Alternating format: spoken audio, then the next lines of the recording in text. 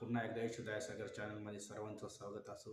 Please Ishu Dayasagar channel सर्वांनी subscribe करा, like करा, की जेणेकरून जास्तीत जास्त लोकांना हा व्हिडिओ सांगता येईल आणि जास्तीत जास्त देवाचा गौरव केला जाईल. प्रियजनांनो, मी तुमच्यासाठी मत्ती शुभ वर्तमान याच्यातलं पहिलं वचन सांगितलं. प्रभू येशूचं आगमन आणि प्रभू येशूचा जन्म आज ख्रिसमस आहे. खरा ख्रिसमस काय आहे? प्रभू येशू तुमच्या हृदयात आणि अंतःकरणात यायला मागतो प्रियजनांनो. आणि खरा ख्रिसमस त्या गव्हाणीमध्ये नाही आहे, तर खरा ख्रिसमस येशू तुमच्या अंतःकरणात आहे. कारण की गव्हाणी ही 2000 वर्षापूर्वी ऑलरेडी प्रभू येशू गव्हाणी जन्मला, पण आता प्रभू येशू यायला मागतो तुमच्या हृदयात. आणि तो काय म्हणतो, मी एका ख्रिश्चन समाजासाठी नाही तर पूर्ण जगासाठी आलेलो आहे. आणि तो येशू काल आज युगानुयुग एकसारखा आहे. तो आज देखील तुमच्या जीवनात कार्य करणार. मी तुमच्यासाठी वचन सांगतो. येशू ख्रिस्त जन्माचा प्रकार व त्याची आई मरिया हिला यशोपाने उगत झाल्यानंतर सहवासात पवित्र आत्म्याने गर्भवती झाली आणि पवित्र आत्म्याने गर्भवती झालेली दिसून आली. आणि त्याची इच्छा नसताना त्याने गुप्तपणे यशोब नीतिमान होता व त्याचे अब्रू करण्याची इच्छा नव्हती, म्हणून त्याने विचारले.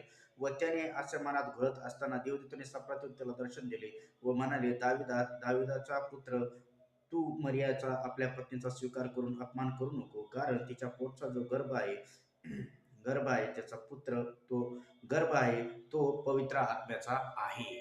कारण की येसुपाने तर विचार केला होता की ही ऑलरेडी लग्नाआधी हिला मूल होत आहे, मग हिला मी ठेवायचं नाही, म्हणून तो नीतिमान असताना तो म्हणला मी सोडून देतो. पण पवित्र आत्म्याने, ध्यानात ठेवा, पवित्र आत्मा हा युगानुयुग एकसारखा आहे. त्यावेळेस देखील पवित्र आत्मा होता. येशू कोण नसून पवित्र आत्मा आहे. आणि पवित्र आत्म्याने गर्भवती होणार मरिया. आणि तोच पवित्र आत्मा आज तुमच्या हृदयात यायला मागतोय. मरियाच्या जे उदरातून आला तो येशू, तो म्हणजे पवित्र आत्मा. पण तो येशू आज तुमचे आमचे पाप घेऊन त्या वजस्तंभावर मरण पावला, पण मेल्यानंतर प्रियजन पुन्हा तिसऱ्या दिवशी जीवन झाला.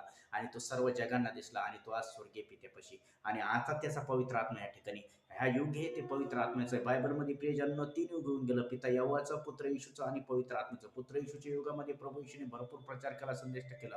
पण ज्यावेळेस प्रभू येशू स्वर्गात जात होते त्यावेळेस पेत्र आश्विंद झाला आणि बोलला, पेत्र, प्रभू जर तू जात असेल तर आम्ही सेवकाई कशी करा? पण प्रभू त्यांना म्हणाला, प्रियजनांनो घाबरू नका, मी जातो, पण जो माझ्या नंतर येतो तो म्हणजे पवित्र आत्मा, तो तुम्हाला सर्व काही गोष्टी शिकवेल. म्हणून पवित्र आत्मा दुसरा तिसरा कोण नसून येशू. आज त्या तारणारा येशूला तुमच्या जीवनात घ्या. आज तुमचं जीवन बदला. तो येशू तुमचं जीवन बदलायला तयार आहे. मी आता तुमच्यासाठी प्रार्थना करतो. पवित्र प्रियजनांनो, सर्वांनी डोळे झाला. पवित्र देवा येशूराजा, जेवढे ऑनलाईन लेकरं बघत आहे त्या प्रत्येकाला स्पर्श कर. येशूला बसलेल्या प्रत्येक फटक्याच्या ओळाचा अर्घ त्यांच्या जीवनात स्वीकारतो. संपूर्ण गरिबीचे, दरिद्रीचे श्राप त्यांच्या जीवनात स्वीकारतो. करणेबाधेचं कार्य मी नष्ट करतो. येशूला बसलेल्या प्रत्येक फटक्याच्या ओळाचा अर्घ त्यांच्या जीवनात स्वीकारतो. त्यांचा येणारा आजचा ख्रिसमस येशूच्याच नावात आशीर्वादित कर. त्यांच्या घरात जे गोडधोड आहे त्यांचं जीवन सर्व गोडधोड कर. कटू त्यांच्या जीवनातून काढून टाक. त्यांना नवीन वर्ष येणारा ख्रिसमस येशूच्याच नावात मी ब्लेस करतो आणि येशूच्याच नावात त्यांच्या जीवनात आनंद